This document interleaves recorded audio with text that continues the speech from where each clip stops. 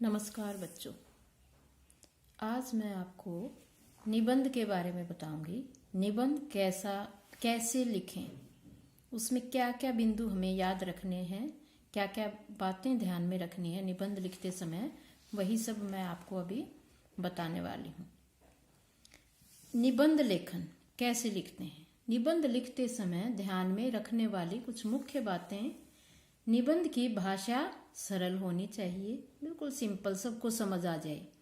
निबंध के प्रत्येक अनुच्छेद का आपस में संबंध होना चाहिए, एक दूसरे से लिंक होना चाहिए। सब जो अनुच्छेद लिखते हैं, जो पैराग्राफ होते हैं, वो एक दूसरे से बातों में, संवाद में मिलते जुलते होने चाहिए, कनेक्टेड होने चाहिए। निबंध शब्द सीमा में लिखने चाहिए। शब्द सीमा मीन्स हमें पता होना चाहिए, ये हमें 100 शब्दों में लिखना है, ये 150 शब्दों में लिखना है, ये 200 में लिखना है। ऐसे हमारे पास दिमाग में ऐसे प्लानिंग होनी चाहिए कि ये हमें कितने नंबर का है और इसे कितने वर्ड्स में, कितने शब्दों में लिखना चाहिए। तो शब्द सीमा का विशेष ध्यान रखना चाहिए। निबंध के 3 अंग होते हैं।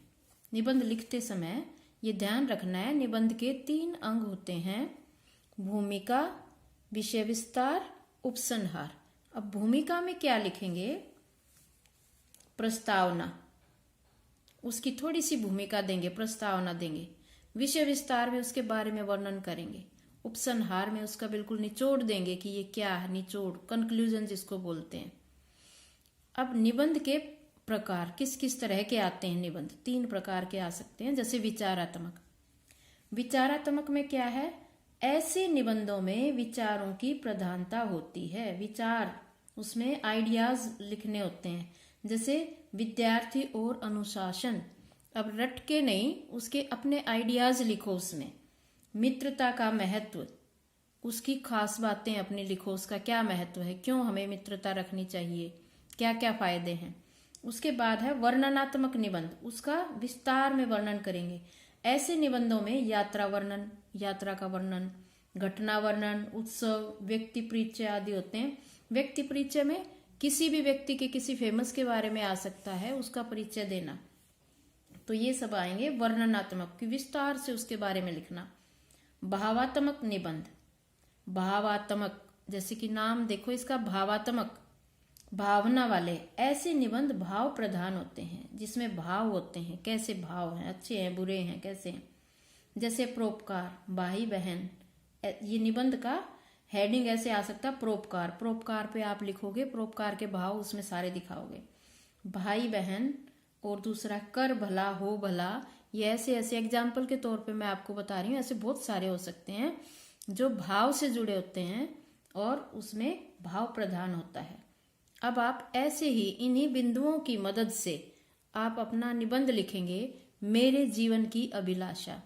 अभिलाषा मीन्स जो इच्छा है, आप क्या बनना चाहते हैं, आपकी क्या इच्छा है, क्या करना चाहते हैं।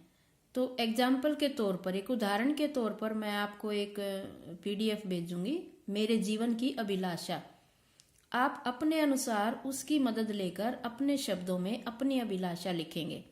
और वर्ड लिमिट आपकी 150 होनी चाहिए, 150। 150 शब्दों में आप वो निबंध लिखेंगे। सुंदर सुंदर हैंडराइटिंग में लिखेंगे। कुछ कविता की पंक्तियां भी उसमें ऐड करेंगे। आप देखो, अब तो तुम्हारे पास सब कुछ है, गूगल की हेल्प लेकर पंक्तियां निकाल सकते हो, अपने आप बना सकते हो। अपने आप बनाओगे बहुत अच्छी बात है। और अगर आप नेट से भी सर्च करके डालोगे, अपने निबंध को इम्प्रेसिव बनाओ। उसमें शब्दों के बल पर ही आपको उसमें नंबर मिलेंगे कि आपने कैसे शब्द और कैसी पंक्तियां डाली हैं, कितना दम आपके निबंध में है। वो आपका जो आप लिखोगे वही बोलेगा। तो आप इस निबंध को ध्यानपूर्वक नेट की भी, गूगल की भी मदद लेते हुए और अपने भी दिमाग का यूज करते हुए इसको सुंदर हैंडराइटिंग में अपनी कॉपी पर लिखेंगे। और फिर मेरे पास होमवर्क जरूर भेजें। आप, कुछ बच्चे ऐसे हैं जो होमवर्क नहीं भेज रहे। बेटा ये स्कूल टाइम है, आप नहीं काम करेंगे रेगुलर, आप पीछे रह जाएंगे। ठीक है, धन्यवाद। आपका दिन शुभ हो।